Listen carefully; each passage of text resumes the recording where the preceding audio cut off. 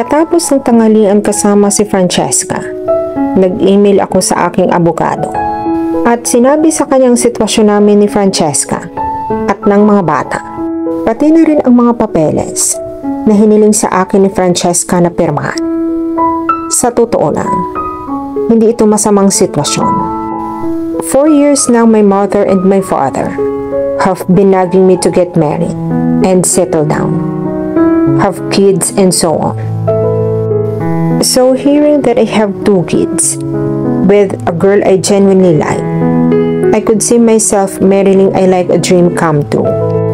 Maliban na lang sa 3 taon kong nalampasan ang buhay nila. At sigurado akong hindi ako nakikita ni Francesca bilang friends material. Ang blessings ay talagang isang puwersa na dapat isaalang-alang. Siya ay isang mabuting ina. At malinaw na maraming pinagdaanan kasama ang aming mga anak. At natatakot na kunin ko sila. Because, everyone knows that in a custody battle, the person with the biggest assets, most money, largest house, and deepest pockets will always win.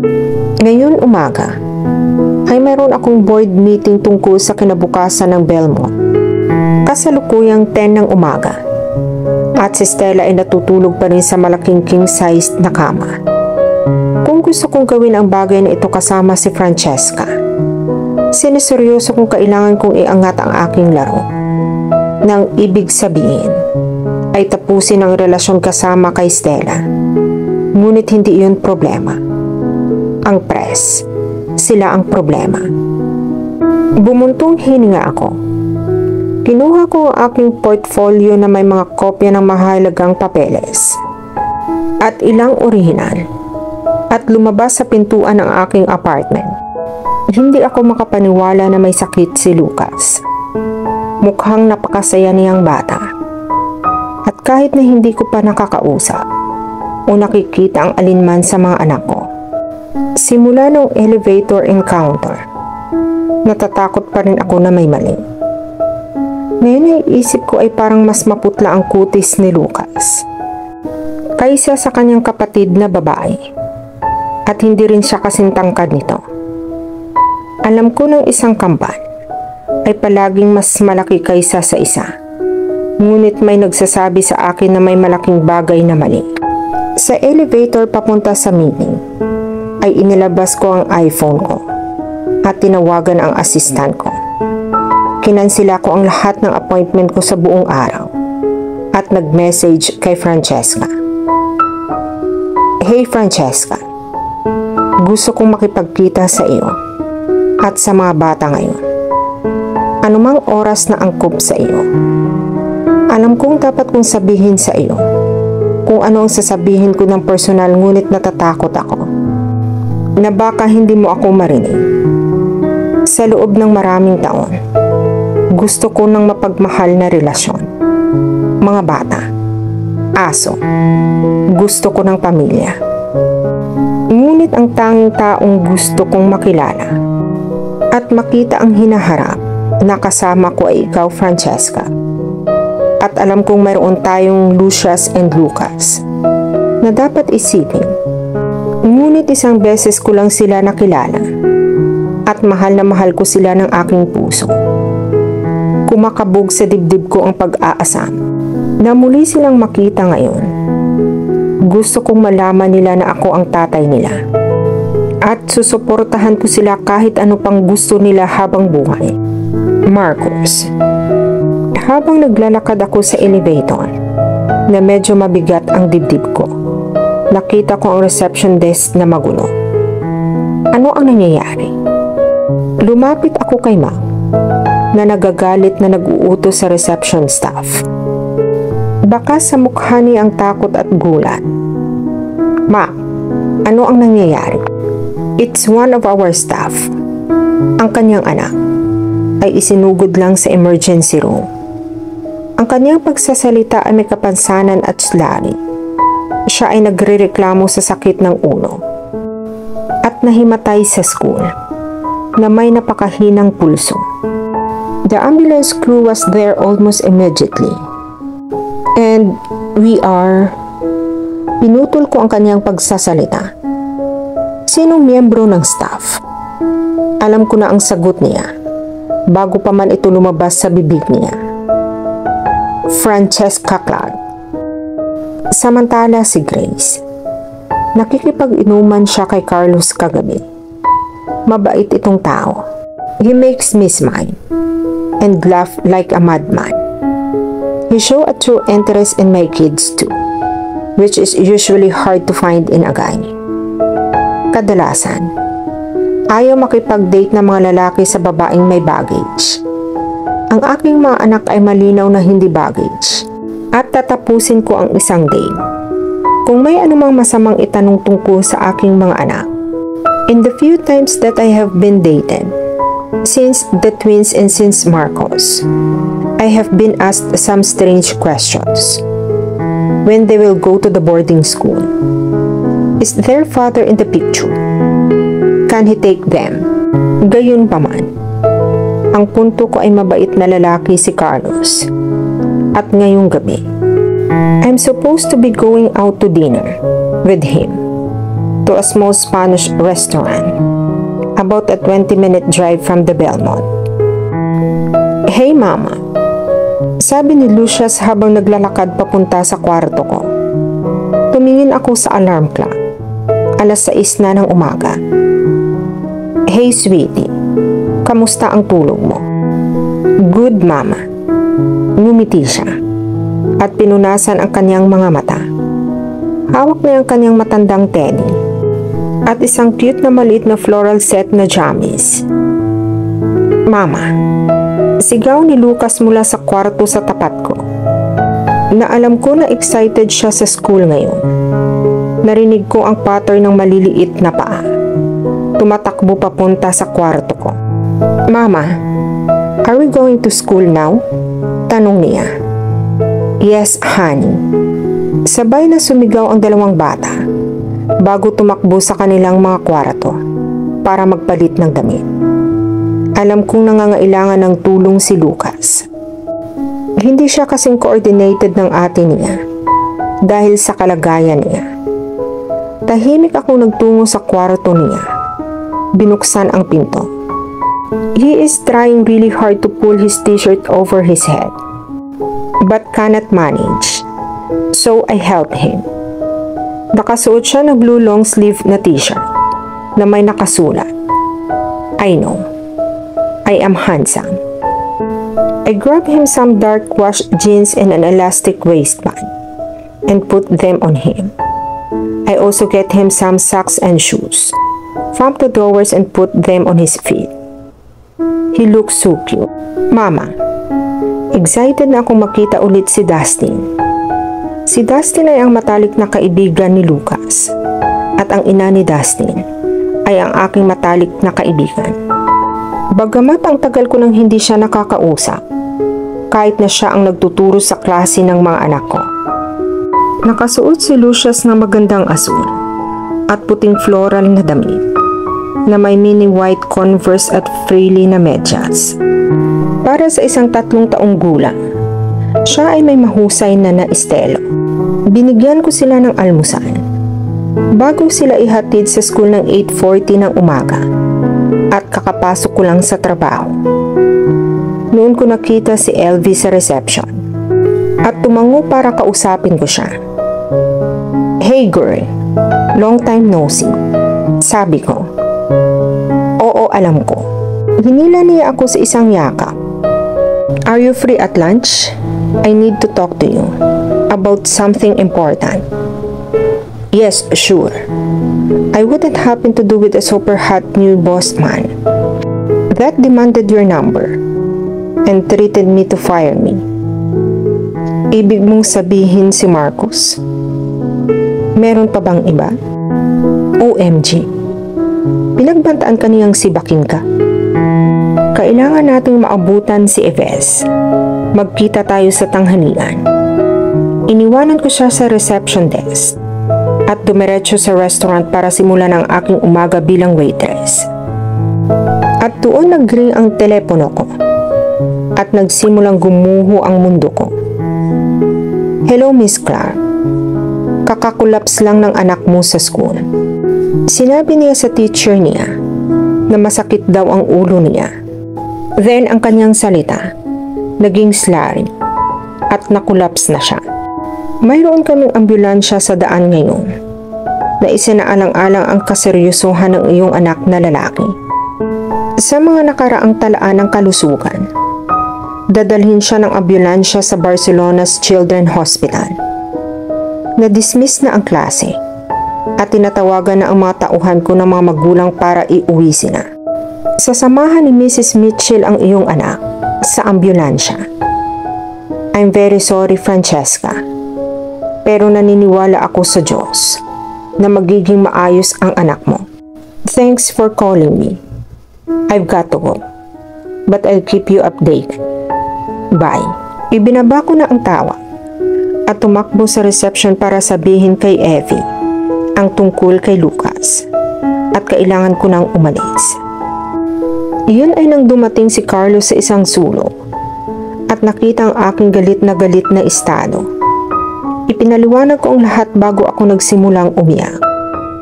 Hinawakan niya ako sa kanyang mga braso at hinalikan ang aking ulo. Sinabi niya sa akin na magiging maayos ang lahat. Ngunit kailangan na nating umalis. Gayon na. Dumating kami sa hospital at lahat ay tumakbo sa corridors papunta sa Children's Neurology Ward. Iyon ang serbisyong kakailanganin niya. Pumasok kami sa Neurology Ward. Tinanong ang receptionist kung nasaan ang kwarto ni Lucas at sumagot siya sa 32. Ako at si Carlos ay naglalakad sa mga silid na puno ng mga may sakit na bata. Ang mga magulang ay nalulunod sa kawalan ng pag-asa. Ayaw ko nang maging magulang muli. Pero, sa pamamagitan ng mga tunog nito, magiging ako. Mukhang nararamdaman ni Carlos ang mood ko. Inakbayan niya ako at hinila ako paharap sa kanya. Nakatayo kami sa gitna ng koridor. Francesca, be strong. Naranasan mo na ito minsan sa iyong sarili. Alam kong iyon ang pinakamahirap na taon o higit pa ng iyong buhay. Ngunit mayroon ka rin sa akin ngayon. They might not be my kids, but I am ready to be there for you. I will support you. And I will support you. Mahal na mahal kita, Francesca. Kaya hayaan mo akong nandyan para sa iyo. Okay, bulong ko sa kanya. Mabilis niya akong niyakap at tinungo na lang namin ang kwarto ni Lucas at nakita namin sina Lucius, Rebecca, ang nanay ni Dustin at si Lucas, nakahiga sa hospital bed na may mga IV cable na nakakalat sa paligid niya. Mga sticker ng heart monitor. Ang pulse monitor sa kanyang maliit na daliri. He looks so small, so breakable. Gusto kong umiyak, pero hindi ko magawa. I've told myself, I can't cry in front of Lucius. It will only scare her farther, and I don't want to look weak. Mama, may narinig akong maliit, mahina, slurred na ungol na nagmumula sa labi ni Lucas. At iyon nga, hindi ko na ito mapigilan. Dandahan kong itunulak ang waiver at inabot ko ang mga barnaka. I pushed past Lucius gently and reached over the hospital bedsbar to hold Lucas' tiny hand and stroke his hair back with my others. At lahat ng tao sa kwarto ay umalis. Mami, bakit ako nandito? Dahil gusto ng mga doktor na matiyak na okay ka, sweetie. You gave everybody quit the scare. Like a ghost? Si Lucas. Love ghost. He think they are everywhere. He talks to them sometimes. And I wonder if his latest MRI wasn't correct. Opo, anak. Tinakot mong lahat ng tao na parang multo. Mahal kita. Paano kung sumali ako sa mga multo? You will never have to come back to the hospital. You would never have to cry again. You could be happy. Alam ko kung ano ang tinatanong niya. Kung sumali siya sa mga multo, ibig sabihin niyon ay kamatayan. Sweetie, kung sasali ka sa mga multo, it will break Mommy's heart. She cried and crying until she died from a broken heart. So Lucas, I need you to promise me something right now. Sabi ko sa kanya. Nagiging basag ang boses ko. Promise me that you will never join the ghost. Ever. Mananatili ka kay Mommy, kay Lucius, at kay Dustin. Okay? Okay po, Mommy. Pangako ko. At tuluyan na siyang nakatulog. Tapos tinamaan ako ng realization. Pakiramdam ng anak ko ay mamamatay na siya. Lumabas ako ng kwarto at pumunta sa nurse desk. I need the doctor. I need him now. Ngayon na. I need to see my son's doctor. Naguguluhang tiningnan ako ng nurse. Bago tiningnan kung nakahiga na ang anak ko sa kama. Okay lang naman ang anak mo. Nandito ang doktor kapag kailangan siya. Pero ma'am, mas lumala ang kalagayan ng anak ko. Mas malala ang mga hallucinations niya. Okay ma'am, magpapadala kami ng doktor sa lalong madaling panahon. Salamat. Bulong ko bago bumagsak sa sahig. Ang huling narinig ko bago magdilim ang lahat ay ang pagsigaw ni Marcus. Francesca! Nagising ako sa tunog ng mga heart monitor at patahimik na mga bulong. Iminulat ko ang aking mga mata at bumungad sa akin ang maliwanag na ilaw ng kwarto. Mga ilang segundo lang para mag-adjust ang aking mata. Napagtanto ko kung nasaan ako. Sa isang hospital.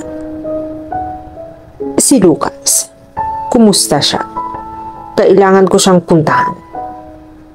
Idinantay ko ang aking mga paa sa gilid ng kama at tumungo sa pintuan. Humawak ako sa mga bar ng kama at nag-shuffle patungo sa pintuan.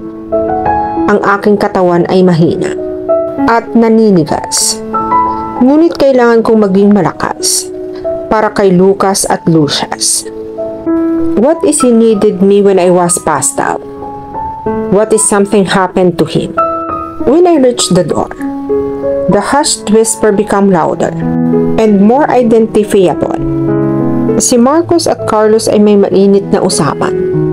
Binuksan ko ang pinto at nakita kong malaking likod ni Marcos sa pintuan. Si Carlos ay nakatayo sa harap ni Marcos at nang makita niya ako ay nagulat siya. Sinubukan niyang itulak si Marcos ngunit hindi niya magawa. Francesca, I was so worried about you. I thought, puto ni Marcos kay Carlos. Francesca, anong ginagawa mo? Bumalik ka sa kama. Darating ang nurse para tingnan ka sa ilang sandali. Ayos lang si Lucas. Kasama niya si Lucius at Rebecca. Pinapanatag niya ako habang marahang inalagay ang braso sa aking gitna. Napasinghap ako ng haplos niya. Bahagyang naiwan sa imahinasyon ang manipis na hospital gown. Parang nakapulupot lang ang braso niya sa katawan ko, na walang namamagitan. Kapantay ng mata niya ang mata ko, habang tinutulungan niya akong bumalik sa kama, at hinalikan niya ang tuktok ng ulo ko. Ilang oras lang ang nakalipas, ay ganoon din ang ginawa ni Carlos, pero kay Marcos, ay mas naramdaman ko ito. Gusto ko talaga si Carlos, pero sinasabi ng puso ko na mahal ko si Marcos. Wait, mahal ba ang sinabi ko? Wait, out loud ko lang na nasabi iyon. No, ang aking anak ay nakahiga sa isang hospital bed, sa isang lugar na hospital na ito, at ang iniisip ko lang ay hinalikan ni Marcos ang aking noo. Nakakakilabot na ina. I break the stair with Marcos and look over Carlos, who is standing in the doorway glaring at Marcos. Naramdaman niya siguro ang titig ko dahil sa pagkakataong ito. Kapag tumingin siya sa akin, ay mukha siyang sira. Parang narinig ko na yung sinabi ko. Ganoon din si Marcos. Francesca, sabi ni Marcos. Oo, I love you too. At iyon ang huling straw. Nadurog ang puso ko sa 1,000,000 piraso. Okay. After that disastrous turn of events kanina with Marcos, bumalik sa normal ang mga test ko at ang doktor. Si Jackson ha. I find it strange that he conducted my test considering he is a pediatric neurosurgeon. But I didn't care enough to ask because once he told me, okay ka lang, puntahan mo ang anak mo dito. At inabot niya sa akin ang kanyang card na may bago niyang numero. At ipinaliwanag na nandito siya, ay kailangan ko ng kausap. Lumabas ako ng kwarto. The way that he looked from me and at Marcos and Carlos was pretty funny. It was almost as if he regarded them as childish for arguing over me. While number 1, ako ay nasa hospital. At number 2, most freaking importantly, my son is in the hospital. Anyway, needless to say, that as soon as he gave me all clear, I got change and lightning speed and sprinted to Lucas' room. Nang pumasok ako kay Rebecca, magkasama sina Lucius at Lucas na naglalaro ng charades. Kasalukuyan si Becca ay nagmimiming na parang manok. Siya'y pumapalakpak sa kwarto ng hospital. Ang aking mga anak ay nasa hysterics at natutuwa akong makita silang nakangiti sa kabila ng stress at pag-alala na dulot sa kanila ng nasa hospital. Para akong nalulunod sa lahat ng stress. Sa pagitan ng pagtawa ay sumigaw si Lucas. Lumilipad na parang dinosaur.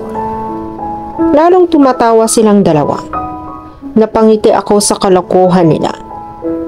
Sumunod ang mga input ni Lucius na may pink at birding manok na may paa ng baboy at Pops popcorn. Nagtawanan kaming lahat, pati yung doktor. Hindi ko siya napansin nang sumiksik siya kay Carlos at Marcos, pero si Jackson iyon. Tumingin siya sa akin. Binigyan niya ako ng oras para magseryoso ang tingin at sininisan akong maupo kasama si Lucas sa kanyang kama. Dahan-dahan ipinatong ni Jackson ang kanyang kamay sa kanyang ulo at hinimas ang kanyang buhok. Hey boy, kumusta ang school? Nakangiting tanong niya kay Lucas. Mabuti naman. Marami akong kaibigan. Best friend ko si Dustin. Mama ni si Auntie Becca at teacher ko. Tuwang-tuwang sagot ni Lucas. Well, napakatalino, sabi ni Jackson at tumingin sa akin na nakangiti. There was a time we both thought he wouldn't live long to see his second birthday. Never mind start school. See, when Lucas was born, he was fine until about 6 months, when he was vomiting, unbalanced, and lesser developed than his sister. So I took him to the doctor, and he ran tests which concluded that Lucas has an inoperable brain tumor. Jackson is ranked the best pediatric neurosurgeon in the world, and at this point in time, he explained everything so patiently to me at komprehensibo na nagpasya akong ituloy ang operasyon nang maabot ni Lucas ang 9 na buwan sa kabila ng panganib. Si Lucas ay nasa hospital sa loob ng 1 taon na ilang beses lumabas. I'm sorry little man, but we will need to stay here for a couple of weeks until we fix a little problem and you jelly up here. Itinuro ni Jackson ang bahagi ng utak ni Lucas. Anong meron sa jelly ko? Tanong ni Lucas kay Jackson. Well, nakita mo Lucas. Sa ilalim ng buhok mo ay may bungo. At ito ay napakatigas. Tulad ng isang rock lollipop. At sa ilalim nito ay maraming jello. Ito ay isang napaka-espesyal at mahalagang pink jello na kailangan alagaan ng mabuti. Sabi ni Jackson kay Lucas. Si Jackson ay napakahusay sa mga bata at ito ay nagpapainit sa aking puso. Na kahit siya ay isang doktor na mataas sa medikal, ay nagagawa niyang pasimplihin ang lahat upang ang kanyang mga pasyente ay maunawaan kung ano ang nangyayari sa kanila. Bakit may iba ang jello ko sa iyo, kay Mama, at kay Lucius? Namumuo ang mga luha sa aking mga mata at kailangan lahat ng nasa loob ko para pigilan sila. Dahil Lucas, lahat ng tao ay magkakaiba. Ang ilang pagkakaiba ay mabuti at ang iba ay hindi gaanong mabuti. Halos lahat ng jello mo ay parang sa akin, kagaya ng mama mo at ng kapatid mo. Pero may kaunting hindi maganda. Malapit na mawala lahat ng kaunti na iyan. Dahil superheroes ako at ikaw. At laging panalo ang mga superhero kahit anong mangyari. Okay? Tahimik lahat ng tao sa room. And we just hear happy. Okay?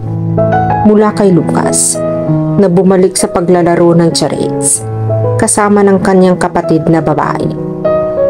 Lumapit si Jackson sa akin, at ipinatong ang isang braso sa balikat ko, at sinabi, "Halika sa labas." Sabi ng mga nurse kailangan natin mag-usap. Tumayo ako at sinundan siya palabas ng kwarto ni Lucas. Sinundan kami ni Marcos ni Jackson. Palabas ng kwarto. Nakatayo kaming lahat sa koridor. Malapit lang para marinig ang tawa ni na Lucas at Lucius. Pero medyo malayo para hindi nila marinig. Jackson begins. What I told to Lucas is not a lie. But only have to. Lumalaki na naman ang tumor na tinanggal ko last time. But this time, hindi na ganoon kalala. Dahil hindi ito nakabalot sa main blood supply ng utak niya. Gayunpaman, doble ang laki nito. At nanganganib akong masira ang bahagi ng kanyang utak na nagtataglay ng mga alaala, kakayahang umanawa, at ng mga wika. Minsan ko na itong narinig at umaasa akong iyon ang una at huling pagkakataon ngunit hito na ako. Pumikit ako at umiyak. Niyakap ako ni Jackson at niyakap ko siya. Paglingon ko kung naiintindihan ba ni Marcos. Pero wala na siya. Nasaan kaya siya? Napakabilis ng lahat na nangyayari. Ilang araw ko palang nalaman ang tungkol kay Lucas, Lucius at Francesca. At nangyayari pa rin ang lahat ng ito. Ang aking anak ay nagkasakit. Hindi lang sa unang pagkakataon. Naranasan na rin ito ni Francesca noon. Alam niya kung ano ang asahan niya. Ngunit kahit na ipinaliwanag ni Dr. Han kung ano ang mali sa aming anak, ay napahamak siya. Umiyak sa mga bisig ni Jackson. Ako ang dapat na iniiyakan niya. Pero alam kong wala ako dito noong unang pagkakataon. When Jackson explained that there is a risk of him losing his ability to understand, to remember who his family is, to speak English, all I felt was useless. I still feel completely and utterly useless. I don't know what to do. My son is facing major surgery. Only this time instead of being dangerous, because of the tumor wrap around his blood supply. It is dangerous because it is twice the size. Hindi siya kukunin ng Diyos sa akin, dahil ngayon ko lang siya nahanap. Nagkarera ako sa autopsiya, motorway, patungo sa hotel ng aking ama. Kailangan ko siyang makausap. Umalis ako sa labas ng 5-star hotel at spa complex. At ibinato ko ang aking Porsche Caysa Valley Nagmamadali akong pumunta sa opisina ng aking ama at nakita ko siyang may kausap siya. Sa telepono ang aking mama. Tumingala siya at siguradong nag-aalala sa ekspresyon ng aking itsura. Dahil mabilis na niyang pinutol ang tawag sa aking ina. Honey, I need to go. Maagang dumating ang 10 a.m. meeting ko. Okay, I'll call you later. I love you. Goodbye. At naputol ang linya. Anak, okay ka lang ba? I have kids, Dad. Twins. 3 years olds. Boy and girl. Lucas and Lucius. Si Francesca ang nanay nila. Iniwan ko lang sila sa hospital. May son. May brain tumor. Pangalawang beses na ito. Kailangan niya ang major surgery. Halatang gulat na gulat ang tatay ko. Tumayo siya. Naglalakad sa desk niya. At inakbayan ako. At sinabi, well, anak, bakit nandito ka? At wala ka sa hospital? I feel so useless.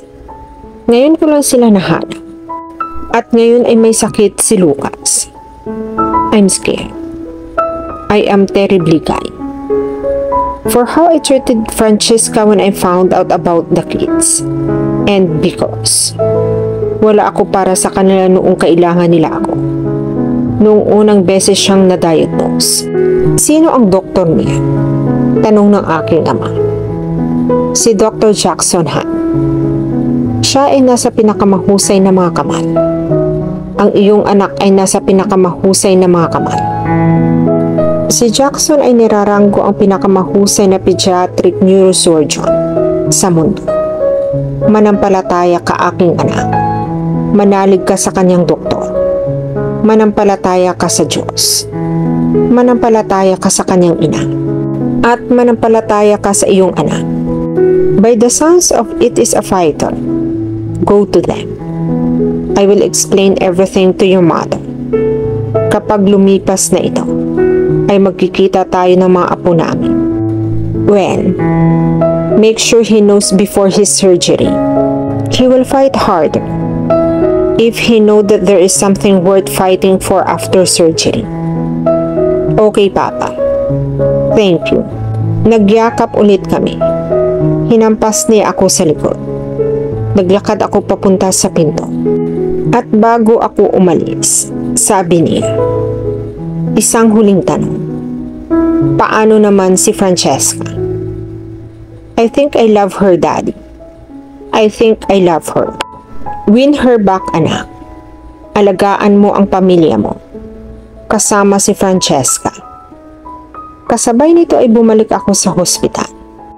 Kay Lucas, kay Lucius, at kay Francesca. Sa aking pamilya. Sa kabilang banda kay Francesca. Gabi na nang pumasok si Marco sa maliit na silid na inuukupa ng aking anak at iba pang may sakit na natutulog na mga bata at nag-aalagang mga magulang.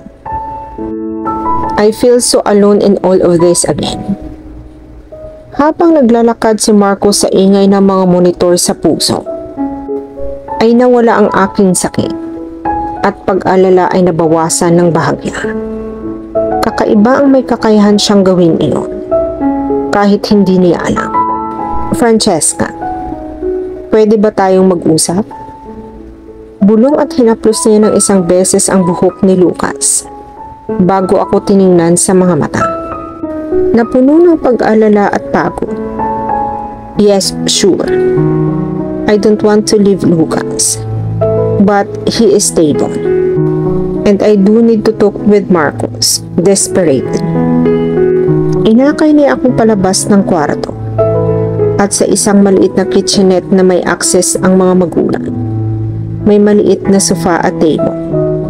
I opt for a seat at the tables as do Marcos. Umupo siya sa katabi kong upuan. He leans towards me with his arms stretched and he twists my chair para magkaharap kami. Nang matapos siyang ayusin ang aking upuan, ay isang maliit na luha ang dumaloy sa aking mukha At napagtanto ko kung hindi ako nag-iisa. Bumalik sa akin si Marcos nang akala ko ay tumakbo na siya. At iniwan akong mag-isa para harapin ang lahat. Lumapit si Marcos at marahang pinunasan ang luha gamit ang likod ng kanyang kamay. At sinabi, "Francesca, pasensya ka kung umalis ako kanina. Kailangan kong kausapin ang aking ama. Sa totoo lang, kailangan ko ang kanyang payo. Ngayon ko lang nakilala si Lucas at Lucius, pero kailangan kong malaman mo na ang nararamdaman ko para sa iyo ay umiiral na bago pa man sila isinilang. Pagkatapos ng gabing iyong hinanap kita, pinagbantaan ko pa si Harriet at Javier. Pero ayaw nilang sabihin sa akin ang nangyari sa iyo. Kung nasaan ka. Gusto ko pa rin makilala ka, Francesca. Napagtanto mo ba kung gaano ka ka-espesyal sa akin? Mag-isa kang nagpalaki ng 2 magagandang anak. Nakakadurog ng puso. Ang isipin na nararanasan mo ang lahat ng ito noon na wala ako. O Harriet at Javier, I have faith in God. Faith in Lucas, that everything will be fine. Lucas will grow to be strong, respectful young man, and Lucius will grow to be a beautiful and independent woman. And hopefully, maisip mo man lang na lumabas kasama ako. Maliban sa oras na ito, magdi-date tayo sa isang maliit na Spanish restaurant o sa isang bar. Laking gulat ko, pero ngumiti ako at tumango, na nagbigay sa akin ng malaking ngiti mula kay Marcos at isang yakap. I have one last request. Please, can we tell Lucas and Lucius that I am their father sooner than later? Pansamantalang tanong niya, na parabang natatakot akong tanggihan ang hiling niya. Yes, Marcos. I'm always intended on telling them, except when they're slightly older and when understand a bit better. But recently, humagulgul ako. Recently, Lucas has asked me if he can join the ghost. Dahil sa kanyang tumor, ay naghahalusinate siya at nakikita ang mga mutong ito sa paligid niya. Nahuli ko siyang nakikipag-usap sa kanila ng 1 beses o 2 beses, and it terrifies me. But I made him promise me that he would never join the ghost. He promised, but I fear that he still will. What if he dies, Marcos? And I've been such a terrible mother, Marcos. Itinago ko siya sa tatay niya. Kahit noong una siyang may sakit, at ngayon ay may sakit na naman siya, hindi pa rin niya alam. I'm rambling now, and my subs are started to rap. Makinig ka, Francesca. Makinig ka sa akin ngayon din. Isa kang kahangahangang ina. Parehong masaya ang mga batang ito. Kahit na si Lucas ay hindi maganda ang kalusugan niya, hindi mo ito mapipigilan. Okay? Siya ay isang maliit na palaban at hindi siya susuko. So what if he has to learn to talk and relearn who we are? It will be painful for us all, but he will be alive, Francesca. Have faith, Francesca. You should have faith too. Mahal ko kayong lahat. Si Lucas, si Lucius, at ikaw, Francesca. Tumango ako at pinunasan ang luha ko at niyakap uli si Marcos. Inalalayan niya kaming 2 papunta sa sofa at umupo siya. Humiga ka, Francesca. Gigisingin kita pag may nangyaring masama, pero sa ngayon kailangan mong matulog. I will stay away and check on Lucas, but the nurses are on call. They will take care of him and notify us if something happened. Matulog ka na muna. Sa sandaling humiga ako at ipahinga ang aking ulo sa binti ni Marcos, ay pakiramdam ko ay ligtas ako. Ang aking pag-aalala ay nawala sa isang maliit na ugong sa likod ng aking isip. Ang sarap sa pakiramdam at hindi ko na malaya na nakatulog na pala ako. Sa kabilang banda kay Marcos, sa ngayon ay ipinatong ni Francesca ang kanyang ulo sa aking hita. Nasa couch kami sa kitchenette ng mga ward. Nahuli ko ang aking sarili na nakatitig sa kanya. Ang kanyang malambot na blonde na brown na buhok at malambot na tan na balat ay marahang pinasadahan ng mga daliri ko. If you told me a month ago I'd be in this situation, I would have laughed at you, then dismissed you from my office, maybe even blacklisted you. But in reality, this is where I want to be. Okay, I rather Lucas not be sick. I'd prefer we be big happy family. But go now. This will have to do. Bahagyang tumalon ako nang pumasok ang isa sa iba pang mga magulang. Bata pa siya, mga 19 years old. Sa tingin ko ang kanyang anak na babae ay nasa kama mula kay Lucas. Kayo po ba ang magulang ni Lucas? Nag-aalanganan niyang tanong. Oo, kami ang mga magulang niya. Malumanay kong sagot sa takot na baka matakot siya. Siya ay tila napakamahiyain. He just crashed. Kailangan niyo nang bumalik. Salamat. Mabilis siyang umalis. Niyugyo ko si Francesca para magising. Francesca, anong meron? Kumusta si Lucas? Kailangan nating bumalik sa kwarto niya. Pareho kaming bumangon mula sa couch at tumakbo pabalik sa kwarto ni Lucas. Ang takot na dumadaloy sa aking mga ugat ay malamig na yelo. Mas malamig kaysa sa anumang nararamdaman ko noon. Francesca, halos sigaw ni Marcos. Mahigpit ang pagkakahawak niya sa balikat ko at puno ng pag-aalala ang tono niya. Anong nangyari? Kumusta si Lucas? Nakod siya. Tumayo na tayo. Hindi ko na narinig ang sumunod na sinabi ni Marcos dahil tumakbo na ako palabas ng kusina at pababa sa hall pabalik sa kwarto niya. Naririnig ko ang mga nurse at doktor na sumisigaw. Ang mga makina ng puso ay nagkakagulo. Pumasok ako sa silid at nakita ko ang aking pinakamasamang bangungot. Ginagamot si Lucas gamit ang Defib. His heart monitor is going crazy. Bahagyang nakabuka ang bibig ni Lucas. Nakapikit ang kanyang mga mata. Ang kanyang maliit na katawan ay kalmado. Mamamatay na siya. Mamamatay na ang anak ko. Tatakbo na sana ako sa kanya nang hawakan ni Marcos ang mga braso ko. Let them save him without the pressure of a distraught patient to work around. He knows how much you love him. Stand here with me. We can watch over him. They can be his savior. At iyon ang ginawa namin. Naghintay kami.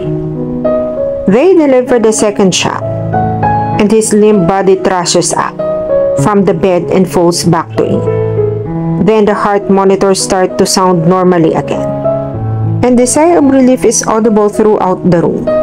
Sinisigawan ng mga doktor ang mga nurses habang nag-uutos. Unti-unting bumaba ang kaguluhan. Pagkatapos, isang pamilyar na mukha ang lumapit sa akin at kay Marcos. Si Jackson. Grace. Si Lucas ay nakaranas lang ng matinding pag-aresto sa puso.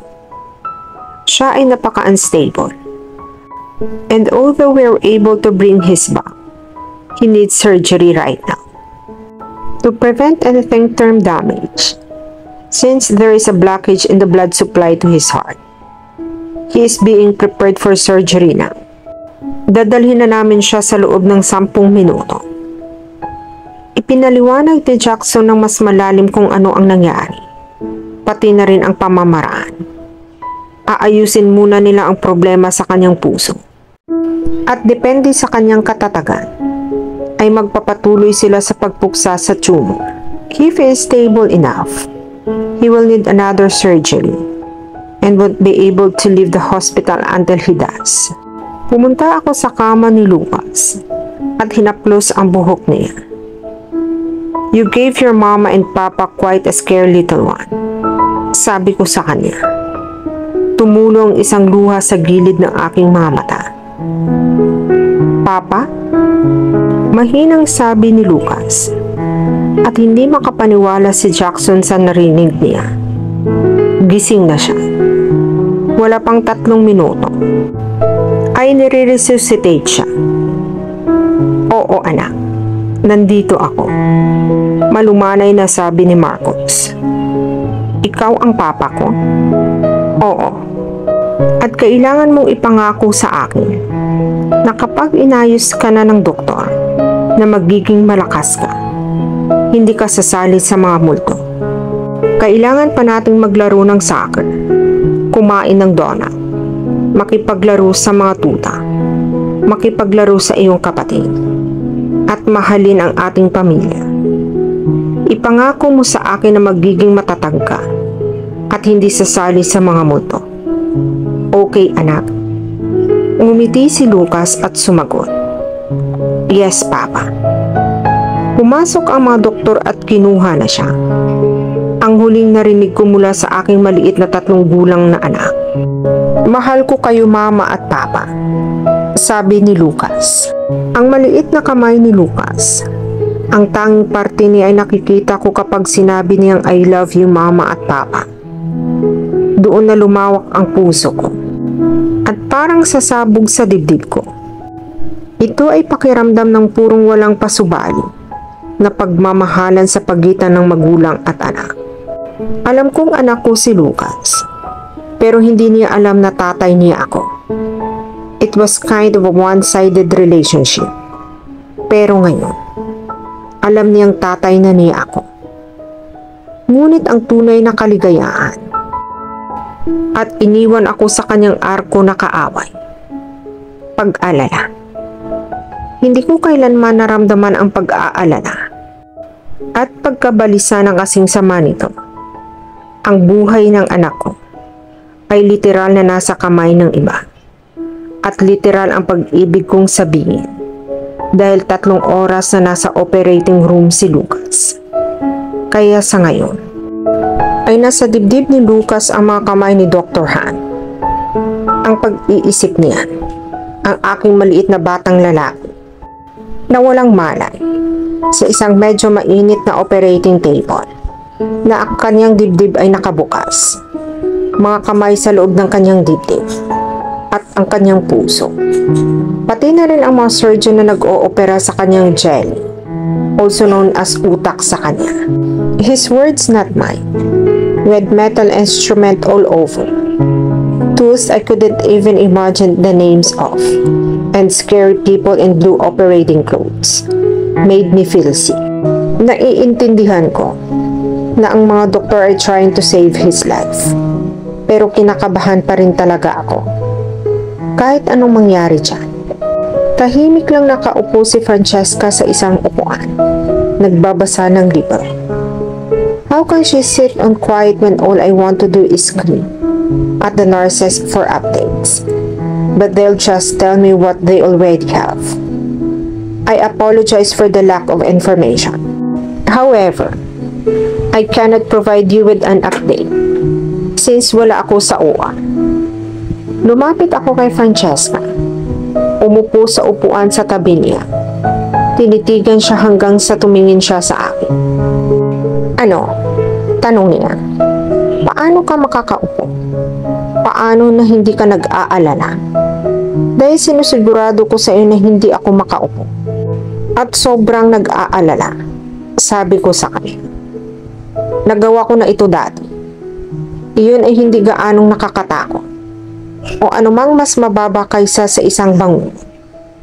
Ngunit, nangangahulugan ito na alam ko ng eksakto kung ano ang aasahan ko. Walang balita na magandang balita. Nakatitig kami sa isa't isa nang may lumapit sa amin na nurse. Noong una, hindi ko napansin na nandun siya hanggang sa umubo siya para makakuha ng atensyon namin. Miss Francesca? Nanay ni Lucas? Oo, ako iyon. Nag-aalanga na sabi ni Francesca. Ipupusta ko ang buong business empire ko na hindi magandang balita ang balitang ito. Nagkaroon ng complication sa operation ng iyong anak. At ganoon nga. Nagsimulang gumuho ang mundo ni Francesca. Sa kabilang banda si Dr. Han. Mahal ko ang trabaho ko bilang surgeon. Nagliligtas ako ng buhay.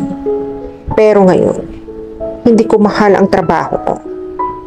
Ngayon hindi ko mahal ang trabaho ko dahil inooperahan ko ang anak ng matalik kong kaibigan. Ang batang ito ay naging pasyente ko mula noong siya ay isinilang. Siya ay tunay na isang himala. Ang mga interns sa trabaho ay nakipagpustahan kung siya ay mabubuhay. Hindi ako nagsusugal. Never have and never will.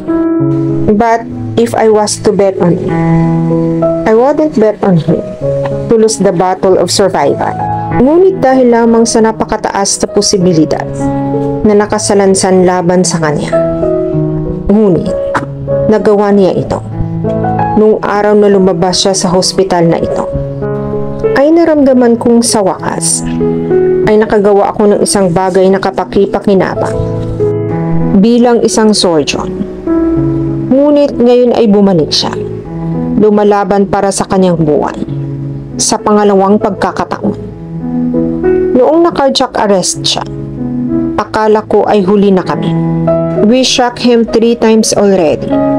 My colleagues was already to call time of death, but I wasn't. So I broke protocol. I shocked him for 4th time.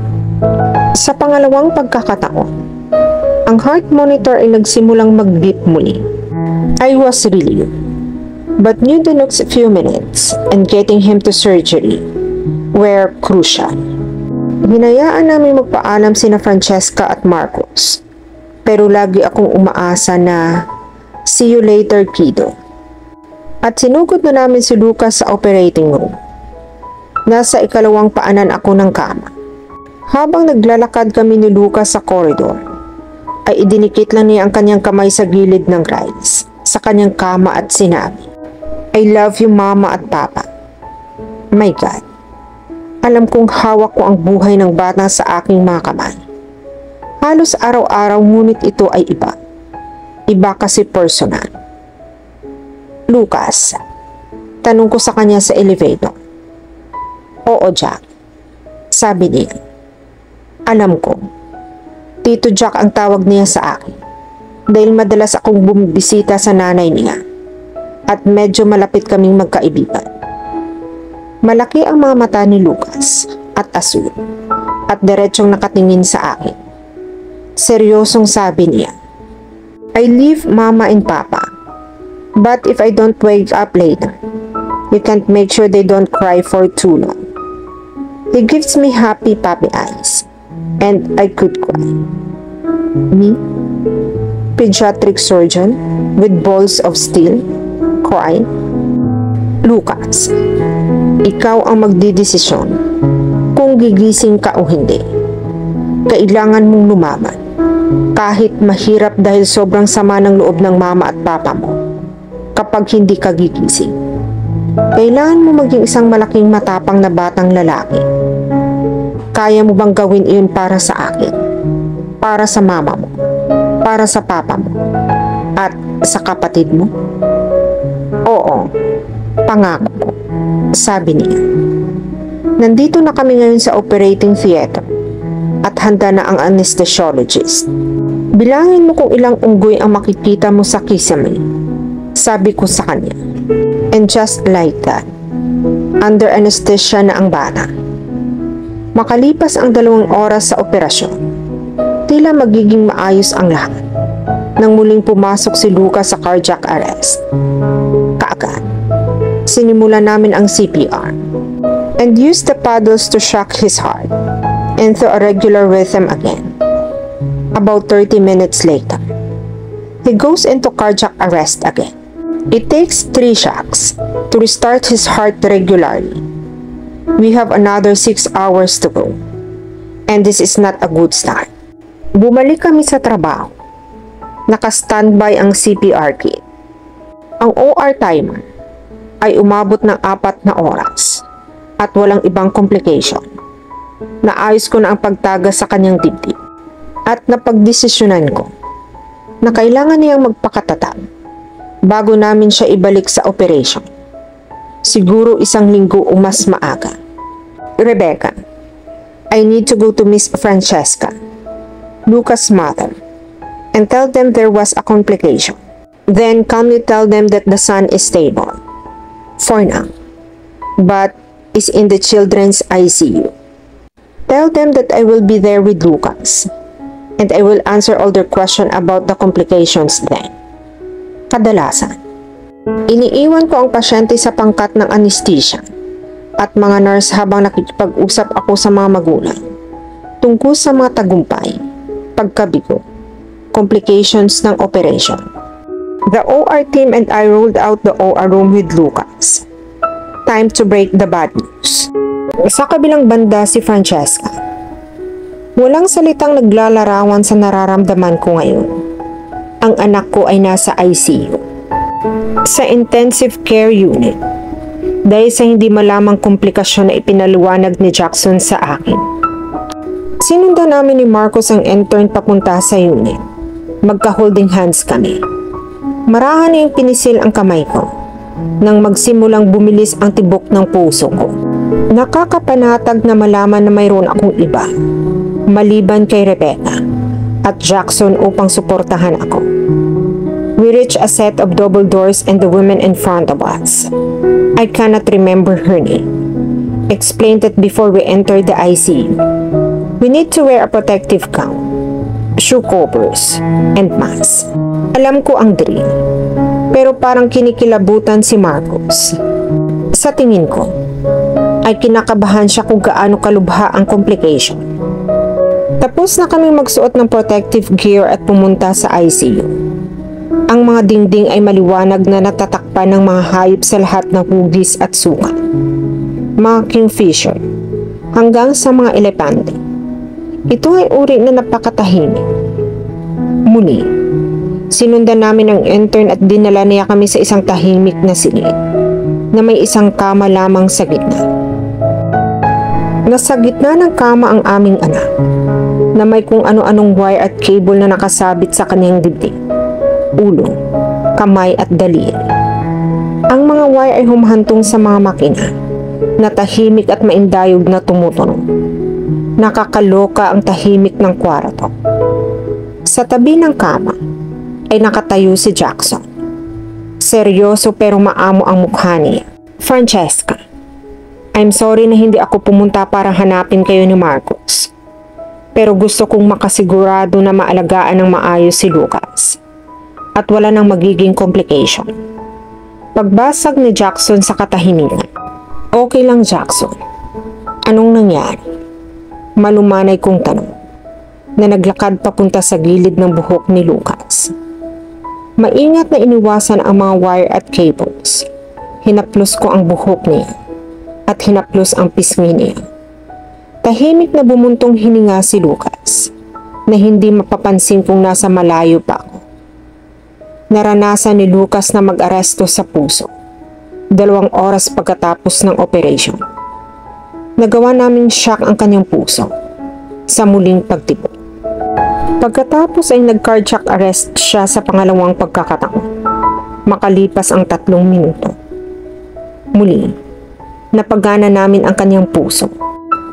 Nang mangyari ang complications, napuksan ko ang kanyang dibdib at tinatrabaho ko ang kanyang puso.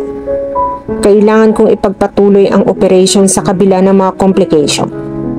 At ang dahilan kung bakit hindi ako nagpaalam sa iyo ng mas maaga ay dahil gusto kong naroroon ang lahat ng mga kapwa ko surgeon. Ay may mga karagdagang complications na lumitaw. Sa ngayon, stable na siya. Mahina ang kanyang puso At dahil hindi ko magawang matanggal ang tumor sa kanyang utak ngayon, ay umaasa ako na ang kanyang puso ay magiging sapat na malakas sa halos 1 linggong oras upang maoperahan siya. Nangilikid ang mga luha sa pisngi ko. Pinunasan ko iyon. Naglakad-lakad sa kama papunta kay Jackson. Tumayo ako sa isang tip at niyakap siya. Hinalikan ko siya sa pisngi. Salamat, Jackson. Walang sinuman sa mundo ang higit kong pinagkakatiwalaan sa buhay ng aking anak. Sana maintindihan mo kung gaano kahalaga sa akin ang ginawa mo para sa pamilya ko. Kahit na nabasag ang boses ko, gusto kong malaman mo na habang buhay akong magkakautang sa iyo. Sa serbisyong ginawa mo sa aking pamilya, gumanti siya ng yakap sa akin at sinabi, magkaroon ka ng pananampalataya, Francesca. At salamat. Lumayo siya at sinabi, kukumpletuhin ko muna ang aking pag-rounds. Babalik ako sa loob ng ilang oras upang suriin siya. This button is the emergency button. Turo niya sa isang pulang button. I don't usually give this permission, but if the heart monitor stop again, or he went in cardiac arrest, and the nurses are not here immediately, press this button. Itinuro niya yung isang asol na button sa itaas ng pulang.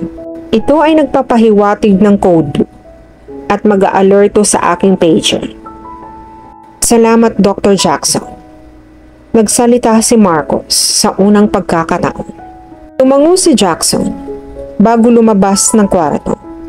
It has been hours, 8 to be precise. Jackson has checked in on Lucas 4 times. Says that his recovery is progressing nicely following her heart surgery, which is reassuring, but Lucas still wasn't wake up. Bibili ako ng bahay, sabi ni Marcos. Ano? Sabi ko na hindi sigurado sa sinabi niya. Bibili ako ng bahay dito sa Spain, sabi niya. Talaga? May idea ka kung saan? Tanong ko. Halatang interesado. Inisip ko kung ginagawa niya ito para mas marami siyang oras sa mga bata. Paano kung gawin niya itong dahilan para alisin sa akin ang mga bata? Paano kung sabihin niya na ang mga bata ay hindi dapat pinalaki sa isang hotel dahil mas ligtas sa isang bahay? Overdrive ang isip ko. Sa malapit. Sana magandang lugar ito para sa paggaling ni Lucas. Sa paglaki ng mga bata. Babayaran ko ang lahat. Sisiguraduhin kong malapit ito sa hotel at school ng mga bata at sa lahat ng bagay na kakailangan ninyo. Ipinapangako ko. Wait, bahay ng pamilyang ibig mong sabihin? Para sa iyo? Kay Lucas? Kay Lucius? Ang bilis ng tibok ng puso ko ay nasa isang rocket papunta sa kalawakan. Ganun kataas. Hindi. Hindi para sa akin. Para sa iyo. Kay Lucas at Lucius. Ano nga ulit? Naguguluhan ako, Marcos. Pagod tayo. Stress at balisa. Alam ko. What I am trying to say is I'm going to buy you a house for the kids. Hindi dahil hindi sapat na mayroon ka ngayon, kundi dahil gusto kong makuha ang lahat ng kailangan mo. Labis akong nagmamalasakit sa inyong lahat. At kailangan kong malaman na may nagawa ako para sa iyo, na nagagawa ng lahat. Your lives is little bit easily. Sabi niya na diretsyong nakatingin sa aking mga mata. Nasa malalim akong pag-iisip nang makarinig ako ng munting kalabog na nagpapaalis ng tibok ng puso ko. Mama, si Lucas ay gising na. Lumapit ako sa kanyang kama. Marahang hinaplos ang kanyang buhok. Nagsimulang bumagsak ang mga luha sa aking mga mata. Sa likod ko ay niyakap ako ni Marcos. Mula sa likod, ipinatong ang kanang kamay niya sa ibabaw ko. Hawak ang reles ng kama at marahan niya ipinatong ang kaliwang kamay sa tuhod ni Lucas. Mama, Gutom po ako. Maaari po ba akong kumain ng fried chicken? Nabulunan ako ng tawa. Sobra naman ang batang ito. Kakatapos na niyang operahan sa puso. Ang una niyang hilingin na kainin ay fried chicken. Maaari kang magkaroon ng maraming fried chicken hanggat gusto mo kapag lumabas na tayo dito sa hospital. Ikaw, ako, si Lucius, and si Papa mo. We'll go get some greatest homemade fried chicken. I reply with a gentle laugh. Mukhang nag-isip si Lucas bago niya biglang dinagdagan ng Papa. Papa, pwede ba tayong pumunta sa park at mag-play ng soccer? Sure, kiddo. Pero kailangan mo munang magpakabuti. Sagot ni Marcus. Well, hello Arlo. Si Jackson ay pumasok sa pinto habang nakalabas ang mga braso na parang isang eroplano. Buwing fly, may huling pusong susuriin bago lumipad. Mapaglarong sabi ni Jackson, Mr. Lucas, ang Boeing flight na ito ay kailangang suriin ang iyong puso bago ito lumipad. Ang eroplanong ito ay talagang mahalaga, kaya kailangan ka namin maging isang mabuting pasyente. Okay? Tanong niya. Opo, lahat tayo maaaring maging eroplano. Masayang sabi ni Lucas. Lumipat si Jackson sa higaan ni Lucas at sinimulang tanggalin ang nakatali sa kanyang dibdib.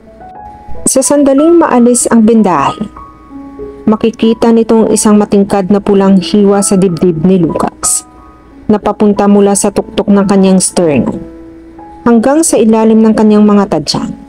Mukhang masakit at tila masakit ang mga tahi na pinagdikit. Napabuntong hininga ako sa gulat na pinipigilan ang luha para hindi mahalata ni Lucas. Ang peklat ay malaki. Napakalaki. Wow! This incision is so straight. We could use it as a ruler, Lucas. And is healing beautifully. Pagkatapos ayusin ng ating flight attendant ang iyong dibdib, handa na tayong lumipad. Nakangiti si Lucas at masayang nakikipagkwentuhan sa nurse habang inaayos ang kanyang mga bendahe. Okay, the incision is beautifully straight and clean. As he gets older, it will become fainter and fainter until it is almost unnoticeable. Most importantly, it isn't infected. The dressing will be changed frequently, every 4 hours during the day, to prevent any infection, and every 6 hours during the night. Lalo siyang madidismaya sa susunod na 2 oras dahil magsisimulang sumakit ang kanyang dibdib. Binabalaan kita ngayon dahil hindi sapat ang lahat ng mga eroplano sa mundo para hayaan siya ng mga nurse na magpalit ng bindahe dahil sa sakit ng kanyang mararanasan. Stay strong. I'll be back in a couple hours. Lumingon siya kay Lucas na nakikipag-usap sa mga nurse tungkol sa fried chicken at soccer. I love you, little boy. I love you too, Jackson. Nginitian ako ni Marcus at mahina akong humiti pabalik. Pagod na ako. Scratch that. I'm exhausted. And Matthew seems to notice. Sleep, Francesca. There is a bed over there that the nurses will make up for you. Hang on, at kukunin ko ito. He leaves me and Lucas to find a nurse. Mama. Yes, sweetie. Sagot ko kay Lucas. Maaari bang tumira si Papa sa atin kapag okay na ako? Well, Lucas, depende sa gusto ni Papa mo. Explaining to a 3-year-old mine and Marcus relationship is not how I planned this to go. Bakit hindi? Mahal niya ako. At si Lucius, diba? For a 3-year-old, he is too smart for his own good. At ang luha ay tumulo sa kanyang mga mata. Of course, he loves you, sweetheart. It's just that he is an important person in America, which is quite a long airplane flight away. I'm sure that he will visit you and Lucius all the time. Si Lucius, ang aking magandang maliit na batang babae. Miss na miss ko na siya. She is staying with my parents at the moment and still attending school and stuff. Ang hirap malayo sa kanya ng matagal. Ikaw at ang iyong kapatid na babae ay tinatangi ko at ng iyong ama. Ikaw ang pinakamagandang bagay na nangyari sa akin at mahal kita higit pa sa buong buhay ko. Ganyan mo rin ba kamahal si Papa? Yes, kiddo. I do. Sino ba ang niloloko ko? Minamahal ko siya palagi. May puwang siya sa puso ko, tulad ng mga anak ko sa kanya. Kahit medyo maliit na piraso pero mahalaga pa rin. He was the first guy that I felt strongly for the moment I saw him. It wasn't like me and Jason. I love Marcos. I love Marcos so much, as I love my kids. More than life itself. Sa kabilang banda, si Mateo pumunta sa nurse station, sa children's ICU ward, at tinanong ang isang nurse na nangangalang Olivia kung maaari siyang magpadala ng isang tao na mag-set up ng ekstrang kama para kay Francesca sa silid ni Lucas. Pumayag siyang magpadala sa mga sumunod na minuto, kaya bumalik siya sa kwarto ni Lucas. Habang naglalakad siya papunta sa kwarto nito, narinig niyang nag-uusap si Francesca at ang bata. Naagaw nito ang atensyon niya. Ikaw at ang iyong kapatid ay tinatangi ko at ang inyong ama. Ikaw ang pinakamagandang buhay na nangyari sa akin. Mahal kita, higit pa sa buhay ko mismo. Sabi ni Francesca. Ganyan mo rin ba kamahal si Papa? Tanong ni Lucas. Yes, kiddo. I do. Sagot nito. She loves me more than life itself.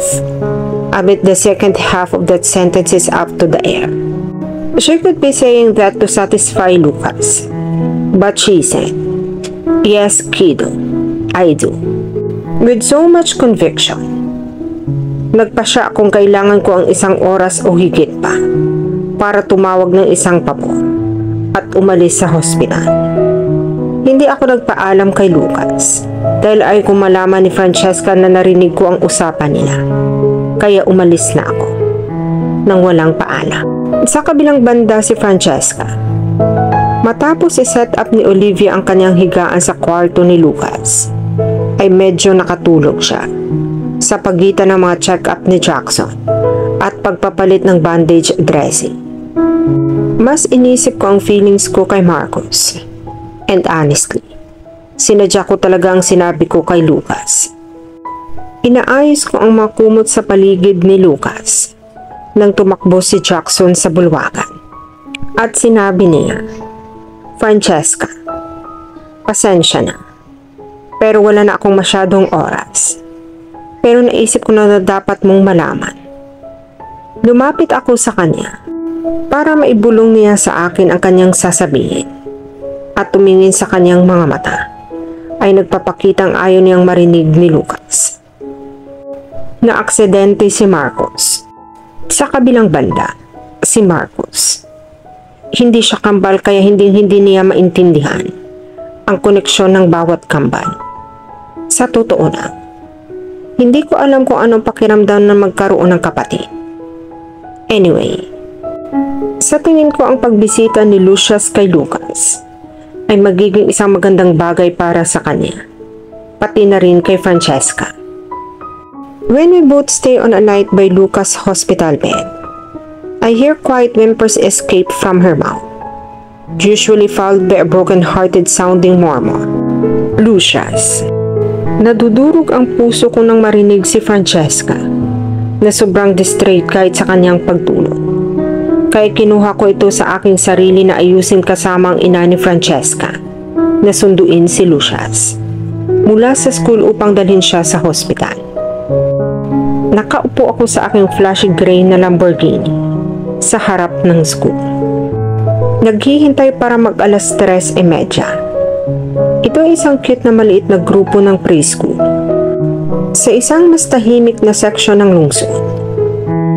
Mula sa karatula sa labas ng waiting area, Sa palagay ko, ito ay isang international preschool para sa mga batang lumaki sa ibang bansa na pinanggagalingan nila, tulad ng mga anak ko. Pagtingin ko sa dashboard, 3:20 PM na pala. Bumaba ako ng kotse, nagkulong at naglibot sa likod ng paaralan, patungo sa collection point.